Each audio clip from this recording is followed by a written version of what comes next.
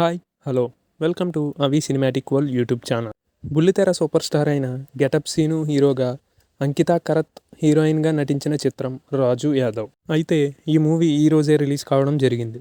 ఇక movie review విషయానికి వస్తే, ముందుగా కథ విషయానికి వస్తే, రాజు యాదవ్ది మహబూబ్ నగర్. తండ్రి డ్రైవర్ అయినా సరే కొడుకు గవర్నమెంట్ జాబ్ కొడతాడని కష్టపడి చదివిస్తాడు. డిగ్రీలో 4 సబ్జెక్టులు ఫెయిల్ అవ్వడంతో ఖాళీగా తిరుగుతుంటాడు.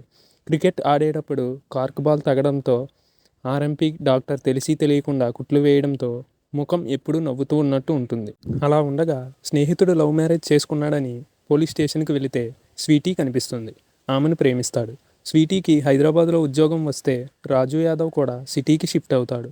తన వెంట పడవద్దని స్వీటీ చెప్పినా వినడు. ఆమె బర్త్డేకి ప్రపోజ్ చేస్తాడు. రిజెక్ట్ చేస్తుంది. తనకు బాయ్ ఫ్రెండ్ ఉన్నాడని చెబుతుంది. ఆ తర్వాత ఏమైంది? రోడ్డు మీద రాజు యాదవ్ ఎవరితో గొడవ పడ్డాడు? దుబాయ్ వెళ్ళాలని ఎందుకు అనుకున్నాడు? తండ్రితో డబ్బుల కోసం ఎందుకు గొడవ పడ్డాడు? చివరికి ఏం జరిగింది అనేదే ఈ సినిమా. ఇక ప్లస్ పాయింట్స్ విషయానికి వస్తే, నటీనటుల యాక్టింగ్ మాత్రమే అని చెప్పాలి. ఈ సినిమాలో హీరోగా నటించిన గెటప్ సీను తన నటనతో ఆకట్టుకున్నాడు. ముఖ్యంగా కామెడీ సీన్స్లో మరియు కొన్ని ఎమోషనల్ సీన్స్లో గెటప్ సీను తన హావభావాలతో ఆకట్టుకున్నాడనే చెప్పాలి.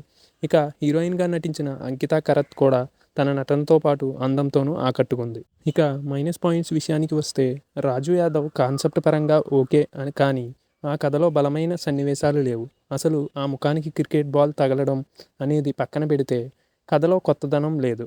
దీనికి తోడు కామెడీ సన్నివేశాలు కూడా అంతగా ఆకట్టుకోలేకపోయిందనే చెప్పవచ్చు. డైరెక్టర్ ఎంచుకున్న మెయిన్ పాయింట్ బాగున్నప్పటికీ దాన్ని కథనాలుగా మలిచేటప్పుడు పూర్తిగా ఫెయిల్ అయ్యాడనే చెప్పవచ్చు.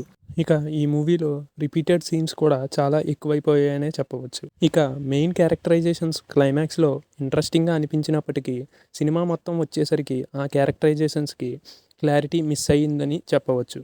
ఇక మొత్తంగా చూసుకున్నట్లయితే రాజు యాదవ్ అంటూ వచ్చిన ఈ ఫ్యామిలీ ఎంటర్టైనర్లో కొన్ని comedy scenes and love scenes just okay అనిపించినప్పటికీ simple story, bad narration and boring treatment, అలాగే ఆసక్తికరంగా సాగని స్క్రీన్ ప్లే వంటి అంశాలు సినిమాకి మైనస్ అయ్యాయనే చెప్పవచ్చు. ఓవరాల్గా ఈ మూవీ ప్రేక్షకులను అంతగా ఆకట్టుకోదనే చెప్పాలి. ఇక ఈ మూవీకి నేను ఇస్తున్న రేటింగ్ 2/5.